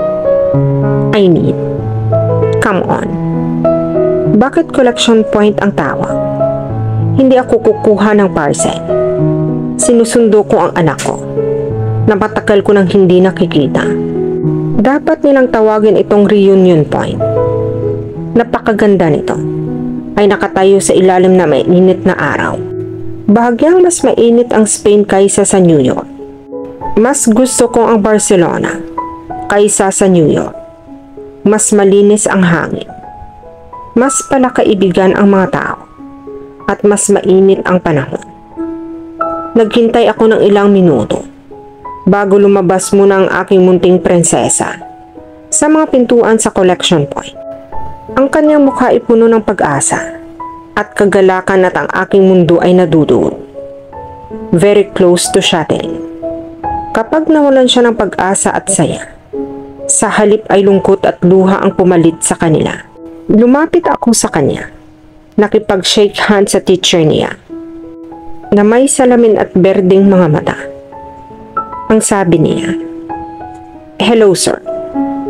Ang reception ay nagpaalam sa akin na magkakaroon ng kaunting pagbabago sa mga tuntunin ng taong mangolekta kay Lucius ngayon. You must be Mateo. Bago ko payagan si Lucius na umalis, kailangan kong makita ang ID mo. Ito ay walang personalan. Pinoprotektahan lang namin ang aming mga estudyante. Tumango ako at inabot sa kanya ang lisensya ko. Ininspeksyon niya ito. At nang makilala niya ako, ibinalik niya sa akin ang lisensya sa pagmamaneho at sinabi, "Very well. I see you on Monday, Little Miss Lucius." Hey beautiful girl, sinusundo kita ngayon at dadalhin kita para makita mo ang mami mo at si Lucas. Yumuko ako sa level niya. Hindi pa rin siya tumitingin sa akin, kaya inilagay ko ang isang daliri sa ilalim ng baba niya at binuhat siya. Napansin ko ang ilan sa iba pang mga ina at magulang na nakatulong, nakatingin, nag-uusap.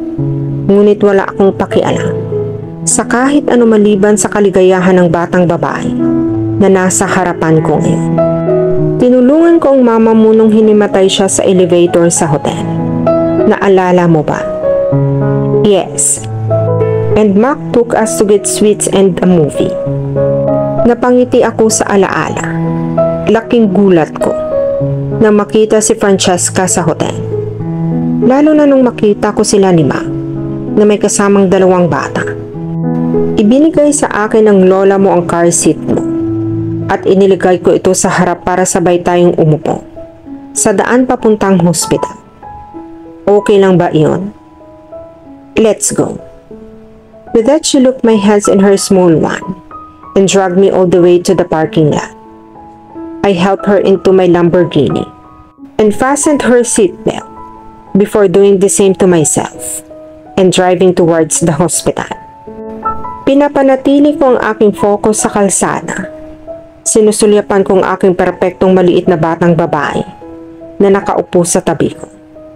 Nakasuot siya ng medyo asol na floral pattern na damit na may katernong ipit sa buhok at tana sandals. Ang kanyang mga binti ay magagandang tanned at nakakalawit sa itaas ng sahig. Siya ay napakaliit at cute. Mukhang malalim ang iniisip niya. Magkasalubong ang kilay at kumunot ang noo. Masakit sa akin ang isipin na wala siyang ideya kung sino ako. O hindi bababa sa walang ideya kung sino ako sa mga tuntunin na kaugnayan sa kanya. Hey princess, anong meron? Ikaw ba ang papa ko? Tanong niya. Hindi iyon ang inaasahan ko na tatanungin niya. Pero sumagot ako.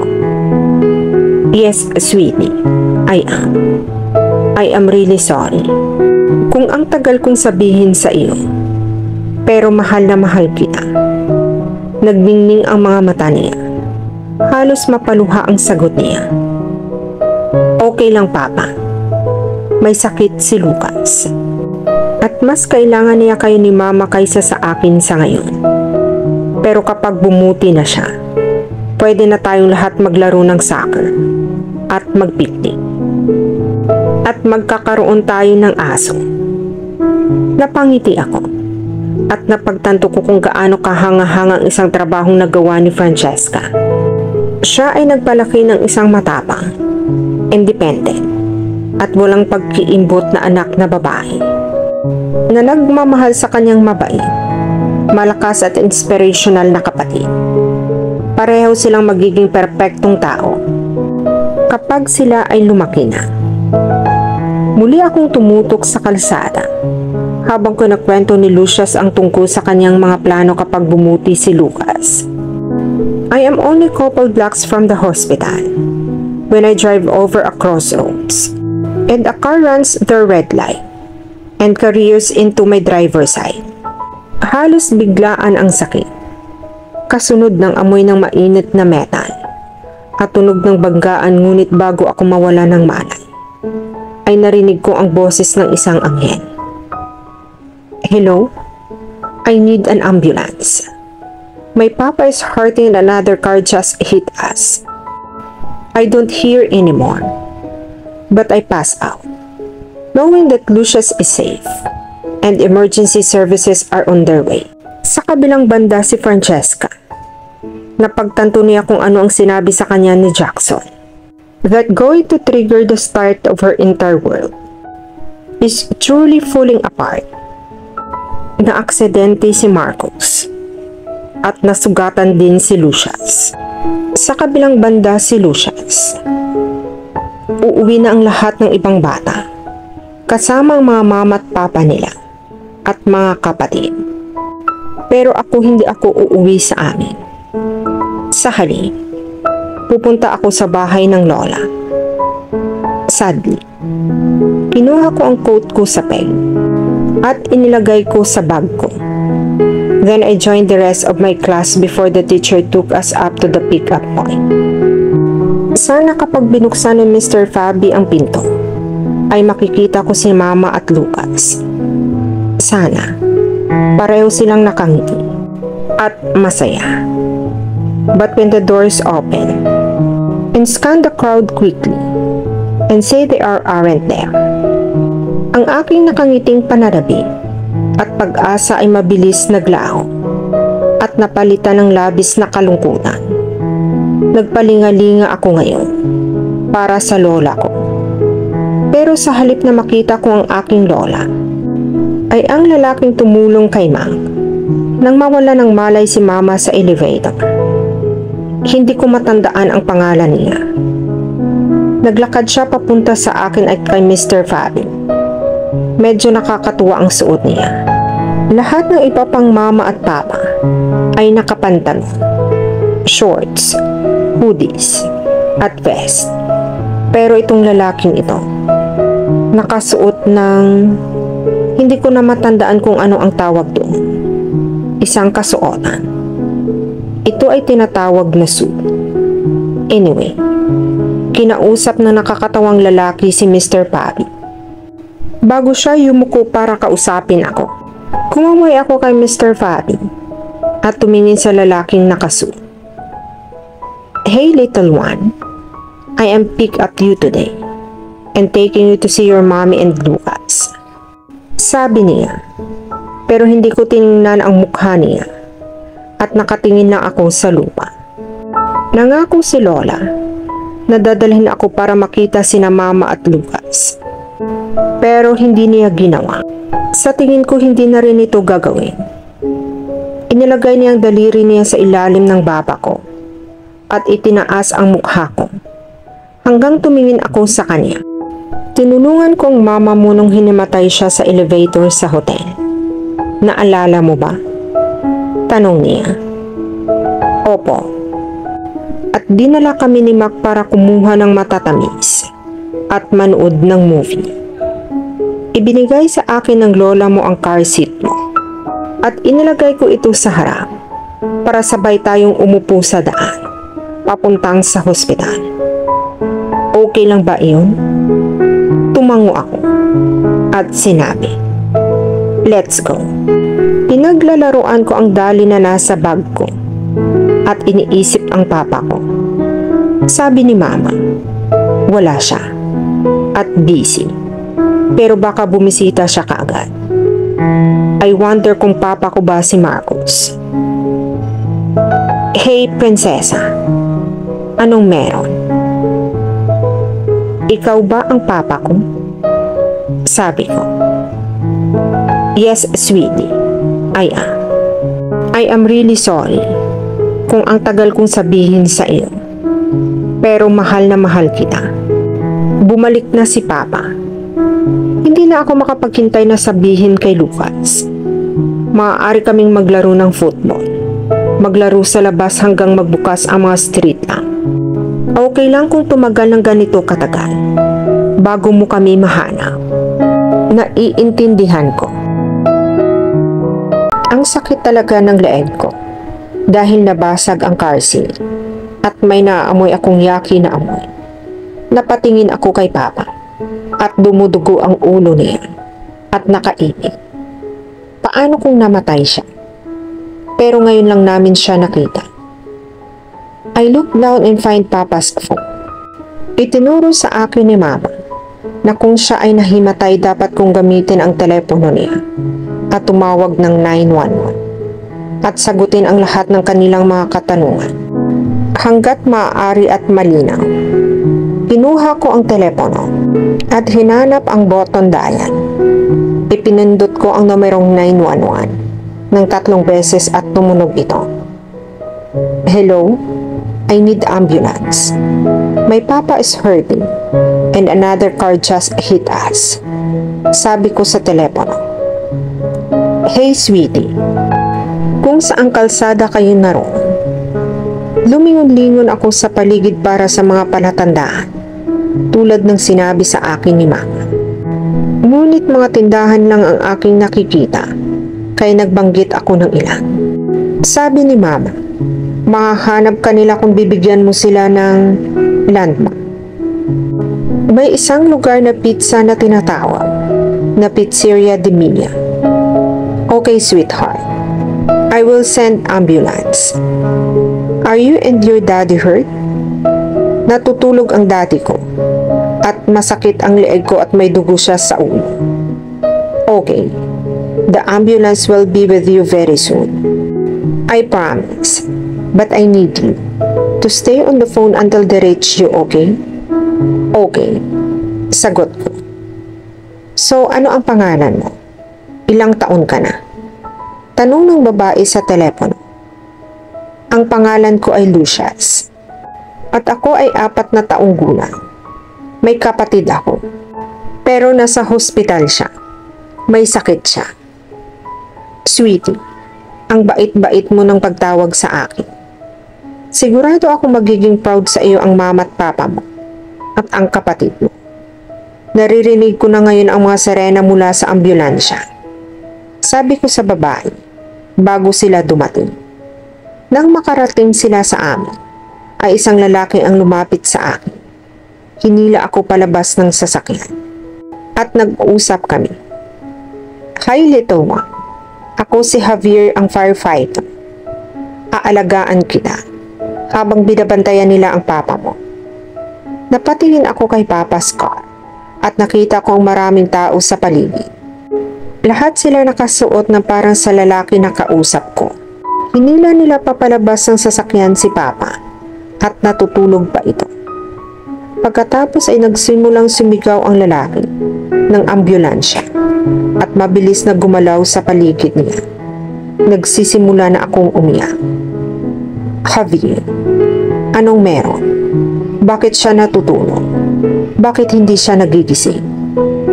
Nasasaktan ang papa mo. At bagaman tinutulungan ng mga tao ng ambulansya na gumaling ang papa mo, ang pinakamahalagang taong nagpapagaling sa kanya ay ang kanyang katawan at utak. Sinasabi ng utak niya na matulog muna siya para mas mabilis siyang kumaling sa mga sugat niya. Okay? My name is Lucius. Thank you for looking after me, Javier. No problem. Sabi niya at ngumiti siya sa akin. Habang inaayos ng mga ambulance si Papa, ay nag-uusap kami. Hanggang ilagay nila kami sa likod ng ambulansya. At si Javier ay nag-aalaga sa akin. Hanggang makarating kami sa hospital. Pagdating namin doon, ay hindi nila ako pinapayagang makita si Lucas o si Mama o si Papa. Ito ay hindi patas. At ako ay sumisigaw ng sumisigaw. Hanggang sa ako ay umiyak na gusto ng halos magkasakit na ako. Pilit akong pinapakalma ng mga nurse. Ngunit hindi gumagana ito. Hindi ko na makontrol ang sarili ko. Pumasok si Javier sa kwarto. Tumatakbo papunta sa akin. Binalot niya ako ng kumot sa kanyang mga braso at niyakap ako ng mahigpit. Bumulong siya sa akin. Lucius, okay lang ang papa mo. Si Lucas, pati si mama mo. Kailangan mong hayaang tulungan ka ng mga nurse para makita mo sila. I promise na mananatili ako sa iyo. Tumango ako at humihikbi ako ng mahina at sinisinok sa balikat ni Javier. Hanggang sa pumasok si Jackson, sinundan ng malapitan ni Mama. Sa kabilang banda si Francesca. Napagtanto niya kung anong sinasabi sa kanya ni Jackson. Nang mag-trigger ang pagsisimula ng aking mundo, ay tunay na gumuho. Na-aksidente si Marcos. At nasugatan din si Lucius. Sa totoo lang, hindi ko alam kung kakayanin ko pa ito. I've been holding myself together with tape and glue. Until now, I had work. I was coping. My son has a life-threatening condition. I was in the hospital and able to see my daughter. And the absent father to my children returned. My life was far from okay. Pero kinakaya ko na maging okay ang lahat. But now, I am seriously questioning the existence of Almighty One that takes care of us all. Mahirap magkakaroon ng pananampalataya kapag ang lahat ng ibinabato sa akin ay sobrang stress na kinakaya. Nang pumasok si Jackson at sinabi sa akin na sina Lucius at Marcos ay naaksidente, nadurog ang puso ko at ang bawat piraso ay pinilit na lumabas sa aking katawan na parang maliliit na tipak ng salamin na tumatama sa aking balat. Isang nakakadurog na hikbi ang kumawala sa aking mga labi bago ako kaagad na lumingon para tumingin sa aking anak. Tulog pa rin siya. Hindi ko pa rin siya ginigising. Salamat sa Diyos. Tahimik akong humikbi at pumunta sa dibdib ni Jackson. Niyakap niya ako at walang sinabi. Hinawakan niya lang ako at hinayaan akong umiyak. Nauunawaan ni Jackson ang magiging maayos ang lahat. And our prayers are with you. Have no effect on a scattered heart. Masimpleng sabi niya, halika, si Lucas ay aalagaan ng mga nurse. Dinala niya ako sa ICU. Sinubukan kong maghanda para makita ang aking anak na babae at ang ama ng aking mga anak na nakakabit sa bawat nakakatakot na makina na pag-aari ng hospital na ito upang makita silang walang malay. No life in their eyes. Upang makita ang mga taong pinakamamahal ko sa bingit ng kamatayan. I want mama. Stop that. Umaalingaw-ngaw na hiyawan ng isang batang babae. Ang mga sigaw ay nanggagaling sa isang boses na agad kong kilala. Si Lucius. Gising na siya. Binitawan ko ang kamay ni Jackson at tumakbo patungo sa kwarto kung saan nagmula ang mga hiyawan. Sa loob ay isang doktor, 3 nurse, at isang batang neurologist. Si Lucius ay umiikot sa kama. Hinihiling na payagan niya siyang puntahan si Lucas at ako at ang kanyang ama.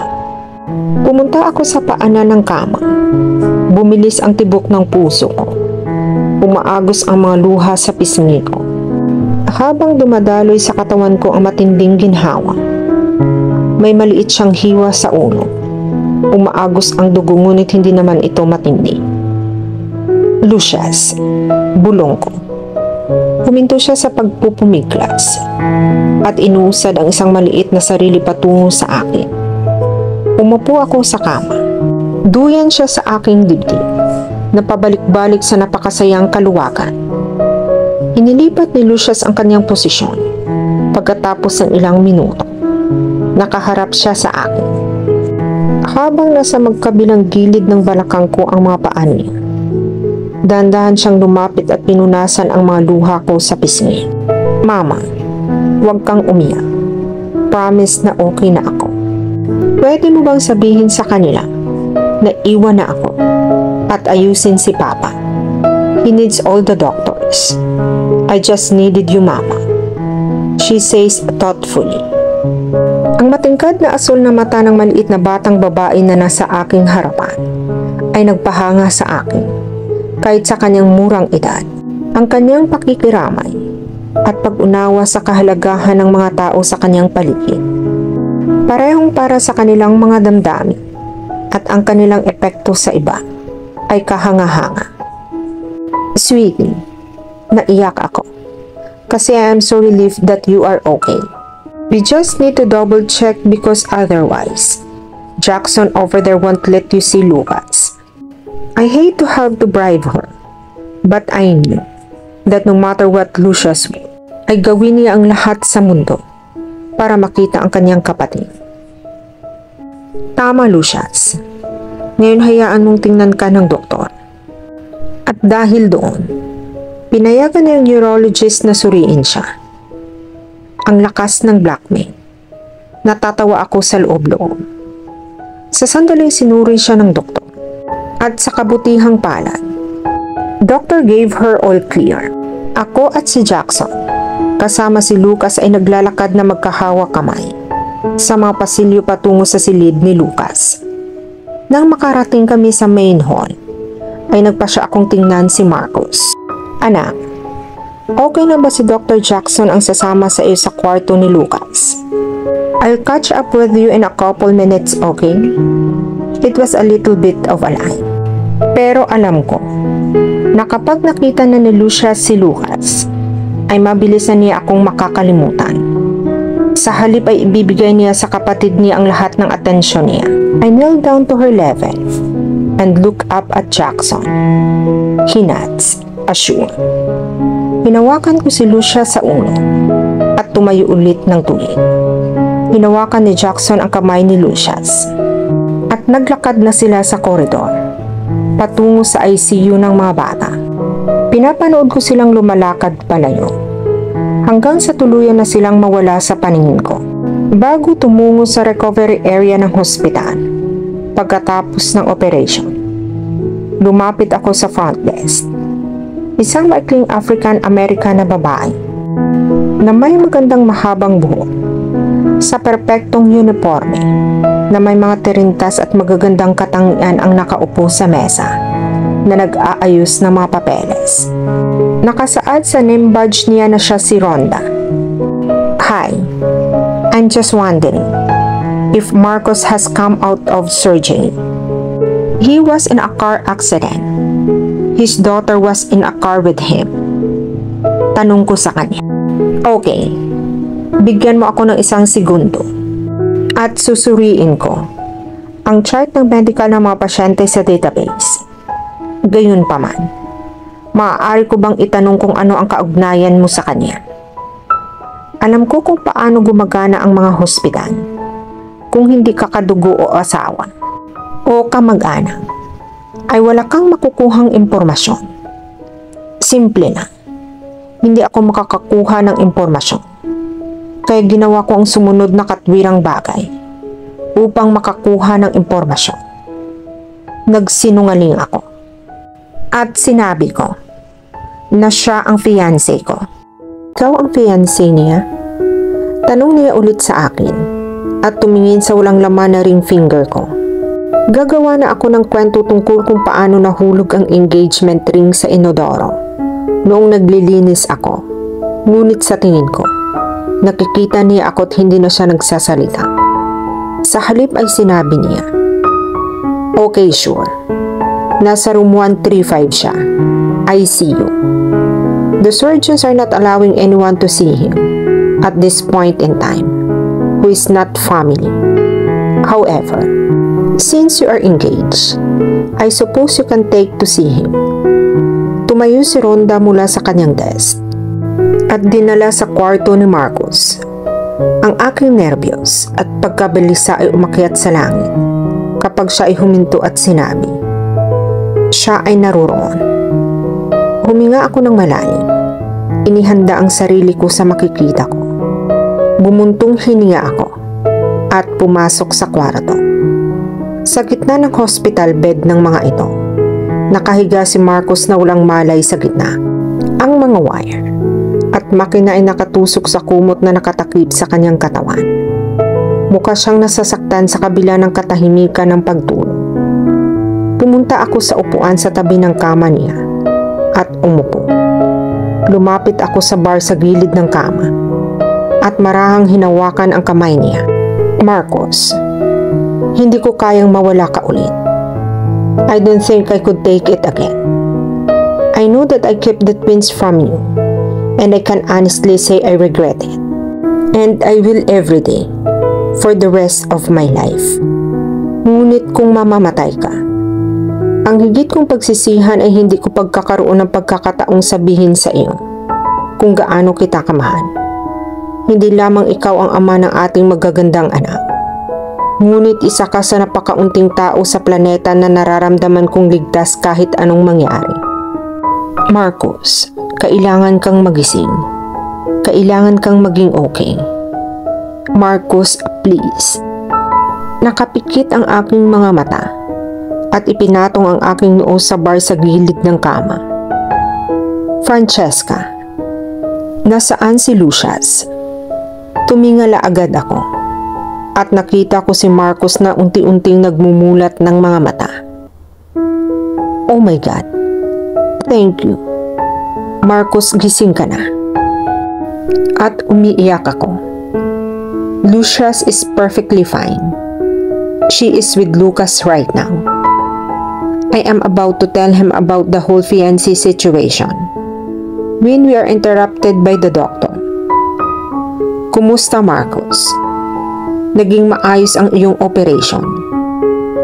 Ilalagay ka muna namin sa ICU ng isa pang 24 hours bago ka ibalik namin sa iyong private room. Maaari kang bisitahin ang iyong kasintahan ng madalas. At congratulations sa inyong dalawa.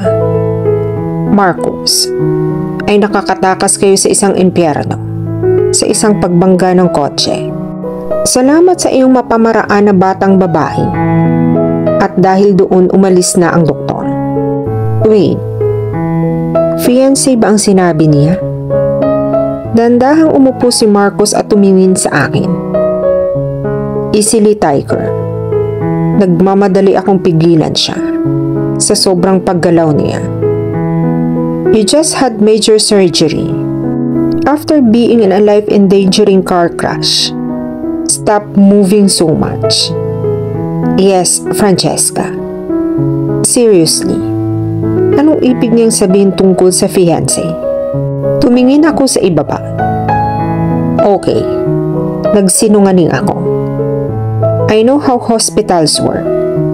Unless you are engaged, married, or blood-related, there is no way you get any information on anybody. So, I lied. At sinabi kong fiancé kita. I am really sorry. I know that we are just a one-night stand. But I honestly don't know if I could have survived without any information on what you are doing. Galit ka ba? No, Francesca. Malayo akong magalit. Sa totoo lang. Narinig ko ang bawat salitang sinabi mo bago kitang tinanong tungkol kay Lucius. Nagustuhan kong tinawag mo silang mga anak natin. Nagtiwala ka sa akin, Francesca. Kapag sinabi kong mahal din kita. You were never just a one-night stand to me. Okay, I admit. When I went to the club, that my intention was to meet a girl. Take her home. Nabighani ako sa iyo. Gusto kong gumising sa tabi mo. Then I wanted to take you out on a real date. But you were gone before I got the chance. I love you, Francesca. I love our beautiful children. And I need you too. I need you. And I am certain that I will not be able to live without you for much longer. So, Francesca, from here in this hospital bed, I asked you if you would do me the immense honor of becoming my wife. Napabuntong hininga ako sa masayang sorpresa. Ni minsan sa 1,000,000 taon ay hindi ako makapaniwala na magpo-propose si Marcos sa akin sa isang silid sa hospital sa ICU. Yes, Marcos, I love you. Sumandal ako sa kama at inilapit ang labi ko sa kanya. We kissed passionately at niyakap niya ako. Pagkatapos hinila niya ako palapit sa kanyang kama. Lubos ako na nag-iingat na hindi siya masaktan ng alinman sa mga wire. At pareho kaming nakatulog ng mahigpit na nakayakap sa isa't isa. Pagkalipas ng 3 taon, di nagtagal pagkatapos mag-propose si Marcos kay Francesca, ay kinasal na sila. Ito ay isang napakagandang simpleng kasal sa isang maliit na simbahan sa Espanya. Kamakailan lamang ay nakalabas si Lucas mula sa hospital. With all clear a couple days before, and my beautiful Lucias received recognition from the Spanish and American government for saving my life. Saad de Marcos. Ngayon, ipinagdiriwang ni na Lucas at Lucias ang kanilang 8 taong gulang. Nag-ayos kami ng malaking birthday party kasama ang lahat ng mga bata sa kanilang klase. At nagdala ng pool at bouncy house para sa kanila. Ang buhay ko pagkatapos sa pagkawasak ng sasakyan na iyon ay nagbago ang aking buhay para sa mas mahusay. Nagbigay ito sa akin ng bagong pananaw sa halaga ng buhay. Minsan naisip ko na ang buhay ay tungkol sa pagbuo ng isang malawak na yaman sa ekonomiya upang mabuhay ka ng mas masaya sa natitirang bahagi ng iyong buhay. Ngunit hindi iyon ang tungkol sa buhay. Ito ay tungkol sa pagbuo ng isang kayamanan ng pamilya at ng mga kaibigan na nagmamahal at nagsusuporta sa iyo, anuman ang mangyari. Ang tunay na kayamanan ay hindi nasusukat sa pera, kundi sa mga ngiti at tawa at yakap. Sa palagay ko iyon ang tunay na kahulugan ng buhay, ang pagmamahal at tumawa, upang magkaroon ng pamilya at mga kaibigan. Kasalukuyan ako nag-iihaw ng pagkain para sa mga tao sa party nang lumapit sa akin ang aking buntis na magandang asawa. Hey beautiful, how's the peanut? I smiled at her and gently kissed her lips. Gumanti siya ng halik bago siya humiwalay at sumigaw si Othman. Hey guys, keep this parental guidance. Pareho kaming napangiti bago lumuha ang mukha ni Francesca sa gulat. Nakababa ang tingin niya. Doon ko napagtanto. Nabasag ang bag of water niya. Magka-baby na kami ulit. Sa kabilang banda kay Francesca, napakasakit ng kanyang nararamdaman. Ngunit ito ay palaging katumbas ng halaga. Nanganak siya ng isang malusog na sanggol na lalaki. Pero inaasahan niya na titigil na ang kanyang contraction. Pero hindi pa rin. Ang mga doktor ay nalilito at agad na nagsimulang magpanik sa takot na siya ay dumudugo pa rin. Sila ay sumisigaw sa bawat isa na mga tagubilin at ako ay natatakot. Umalis si Marcos kasama ang sanggol at ngayon ay baka duguan ako sa mesa at mamatay. I hear multiple doctors shouting each other. And the fear starts to take over. Adrenaline is pumping through my veins. And the contractions get more and more painful. Pagkatapos pumasok si Jackson sa silid at in-override ang bawat boses sa kwarto. Quiet! Stop shouting and talk to your patient. What is the problem? Sinabi ng isang doktor na patuloy siyang nakakaranas ng labis na masakit na mga contraction at ang kanyang tiyan ay hindi nababawasan tulad ng nararapat pagkatapos ng kapanganakan. How did you get your license to practice medicine? Give me that ultrasound. Hiling ni Jackson. He grabs a rolling stool and sits next to me and brushes my hair from my face, then wipes my tears away. Hey Francesca, try to ignore them. You are not hemorrhaging. In fact, the end result will be something much nicer. He points at the ultrasound. You are having another baby. Pero Dr. Jackson, walang binanggit na kambal sa chart niya. Imposible iyon. No, doctor. It isn't impossible. It's just incredibly rare. Now, Francesca, this baby will be here in no less than 15 minutes. When you feel the need to push, push. Pagod na ako, pero kailangan ko itong gawin. Pagkalipas ng 30 minuto, mayroon akong isa pang malusog na sanggol. Isang hindi ko inaasahan. And she is absolutely beautiful. Dinala siya sa kanyang kapatid para i-check up. Gusto ko sanang makita ang pagmumukha ni Marcos pagdating niya doon.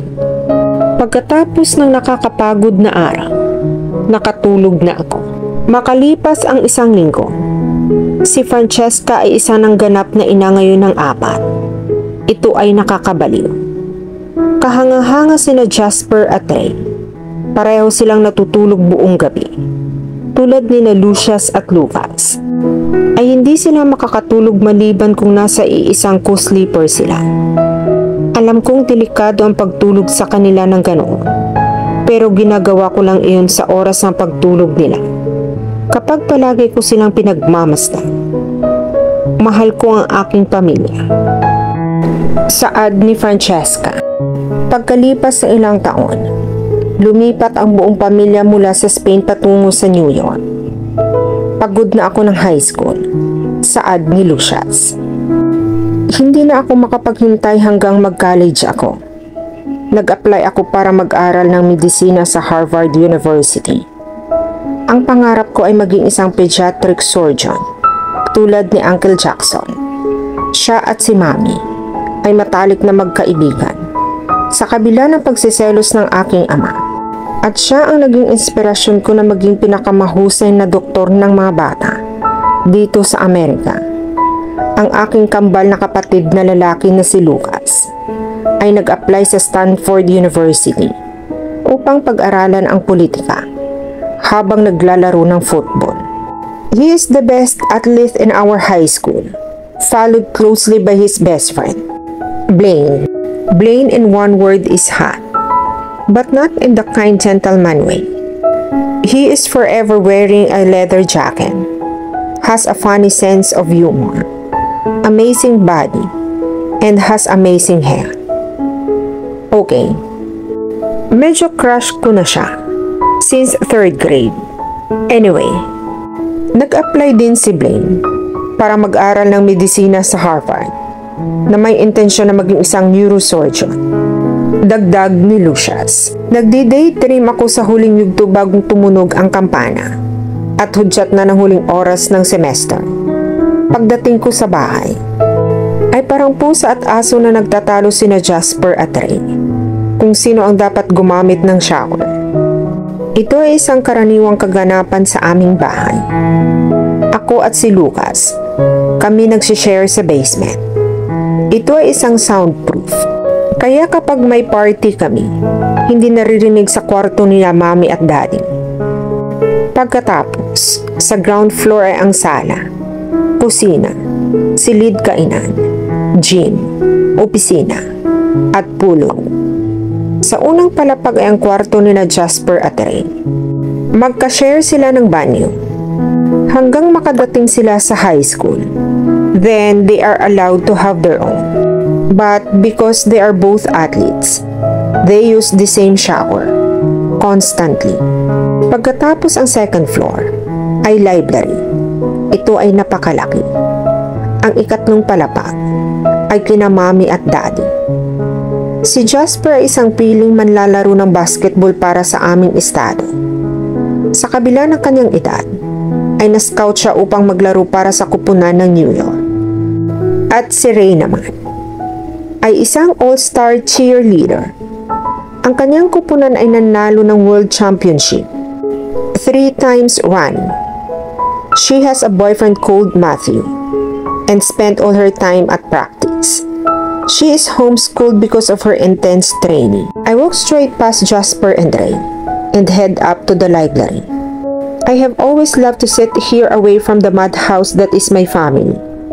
I have never been sportly or athletic, so I don't always feel like I fit in. Pumasok ako sa library at huminga ng malalim.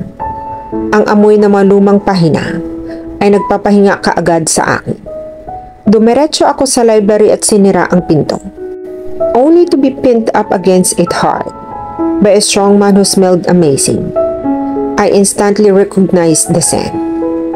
Si Blaine iyon. Hey beautiful, guess who's joining you at Harvard? Bago ako makabuo ng tugon ay yumuko si Blaine. At mapusok akong hinalikan sa aking mga labi.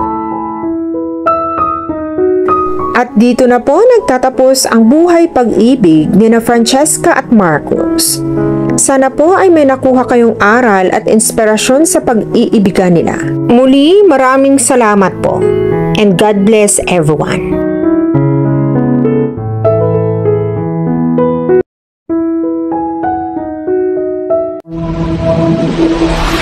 Thank you.